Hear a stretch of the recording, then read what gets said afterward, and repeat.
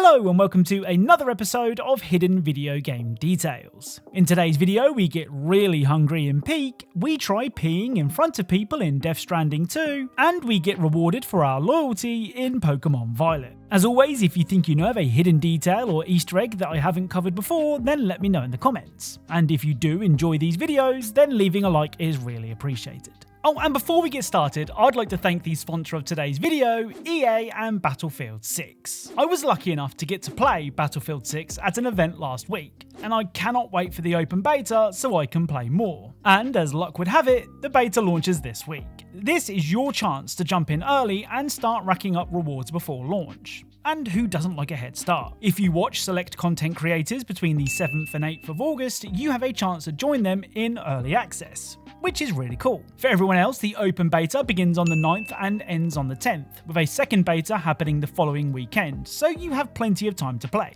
And trust me, you're going to want to play. Oh, and you know what? Here's 10 early access beta codes, just because I'm nice like that. Redeem one of the codes on screen to get access to the open beta, which begins on the 7th. Stay tuned for more Battlefield 6 content in the coming days, and without further delay, let's get started. Now, long-time viewers of this series may remember the time that we took a break from zombie killing and used a playground roundabout in Dying Light 2.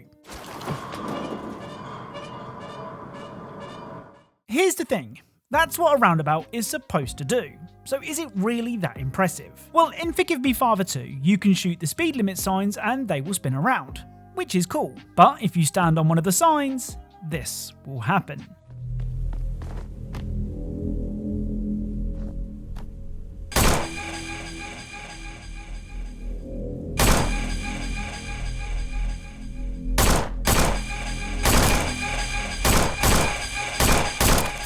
So the sign may not be a playground roundabout, but in the world of Forgive Me Father 2, I'll take what I can get. Now, I don't know why, but Star Wars Battlefront 2 has suddenly surged in popularity.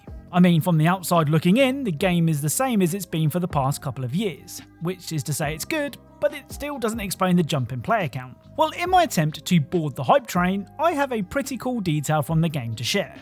Hey, at least I'm honest. The regular grunts in Battlefront 2 don't have access to lightsabers, but the various heroes and villains of the Star Wars universe do. What's cool is, each of the characters' lightsabers produce a different sound. So here is Darth Vader's lightsaber,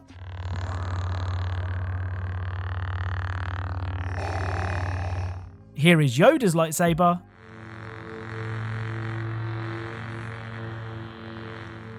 and here is Darth Maul's lightsaber.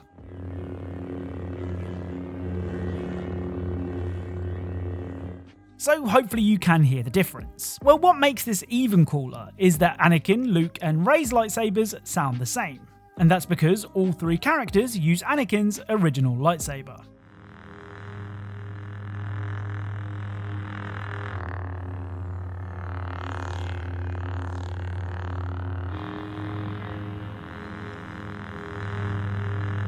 It's a cool detail that could have been easily overlooked. Up next is Pokémon Violet. Now, when Violet originally released back in 2022, I didn't play it. Not because I didn't want to, but well, because it played like crap. Now that we have the power of the Switch 2, things are different, and Violet is now playable, which I'm not going to celebrate because it should have been playable at launch. Anyway, you may remember right at the very beginning of this series, and I mean right at the beginning, literally episode 1 from 2019, that we discovered that you could perform a cool spin in Pokémon Sword. Well, in Violet you can do the same thing, except it's not as cool.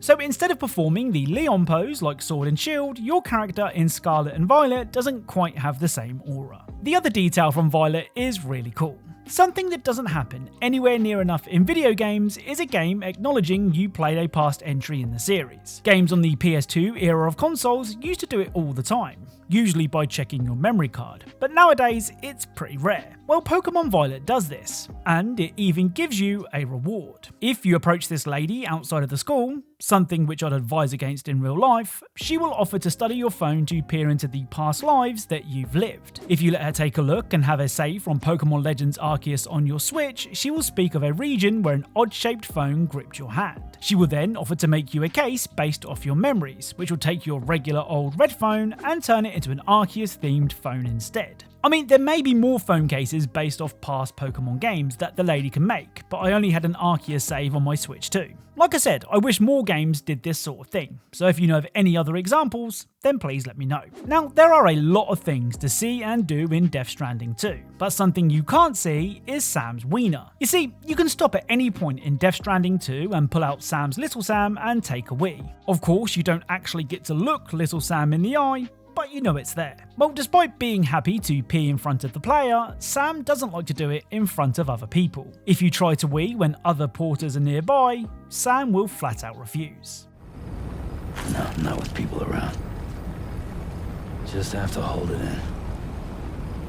You gonna whip it out with them just looking right at you? Yeah, like fuck you are. I mean, I personally hate going at public urinals, so I do relate to Sam here. Now, one of these side missions in Death Stranding 2 sees Sam becoming an animal activist and saving various different forms of wildlife. When Sam captures one of these critters, he sends them back to the animal sanctuary, which you can visit and see the animals that you've personally saved. Well, you might want to be careful where you tread, because if you happen to have saved an echidna, this might happen.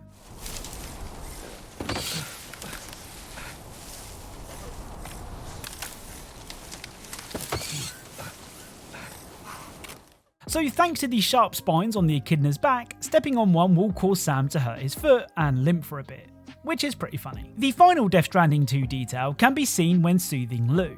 For a start, it wasn't until I was 20 plus hours into the game that I noticed that Lou blows love heart-shaped bubbles at Sam, which is extremely cute. Well, when you're trying to soothe Lou by gently rocking him back and forth, he will show his approval in an equally cute way.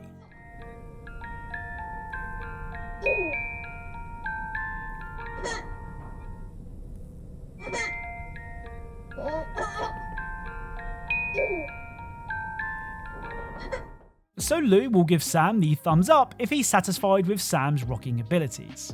I mean, I say it's cute, but I also find it kind of creepy. Now, A Short Hike is a game that I've been meaning to try for ages, but I've only recently just gotten around to giving it a go. And you know what? It's a really good game. As the name suggests, A Short Hike isn't massive and can be completed in just over an hour. But like so many things in life, it's the journey, not the destination, that's important.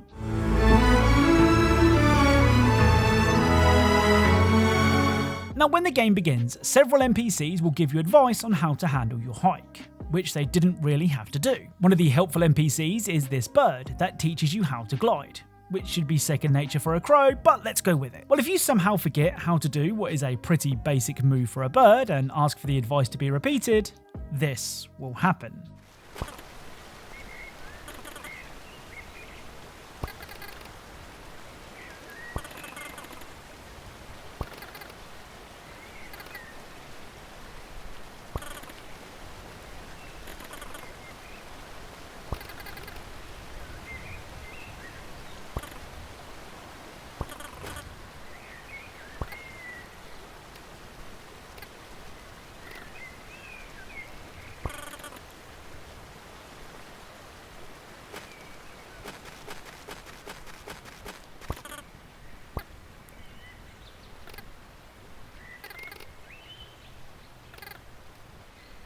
So the bird will get so annoyed that it flat out refuses to talk to you anymore.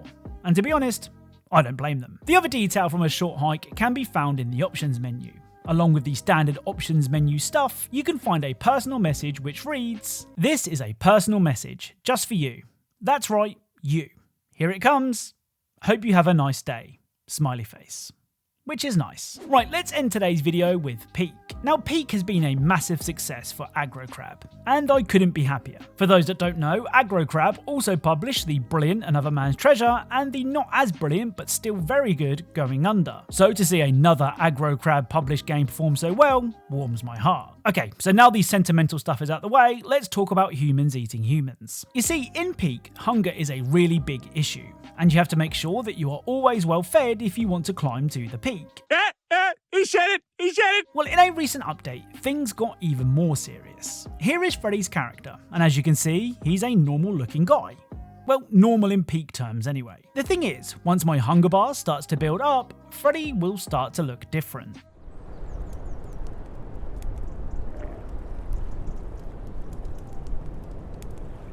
So when your character gets too hungry, anyone that you're climbing with will start to look like a juicy roast turkey. What's worse is, you can actually eat your friend, which will obviously kill them, but replenish your health bar.